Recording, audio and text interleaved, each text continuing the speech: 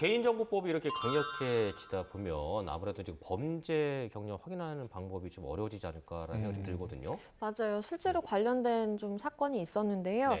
이게 요새는 뭔가 심부름 앱이 굉장히 유행하잖아요. 맞아요. 예를 들어서 내가 뭐 강아지 산책하는 것도 심부름 앱에 부탁을 할 수도 있고, 여성분들 같은 경우에 혼자 사시면 무거운 가구를 옮기기가 힘들기 때문에 그런 앱에 이제 요청을 해서 건장한 남성분 한 분 오셔서 가구 좀 옮겨주세요 하고 내가 이제 비용을 지불하는 그런 서비스가 굉장히 인기인데, 사실은 이게 우리 집에 모르는 남성을 들이는 거기 때문에 굉장히 위험할 수 있잖아요. 그럼에도 불구하고 개인정보보호법 때문에 그 범죄 경력을 확인할 수 있는 길이 막힌 거예요. 그래서 현실적으로 그 성범죄를 저지른 전과 뭐 한 15범 되는 분이 실제로 이 여성 집에 방문을 해서 네.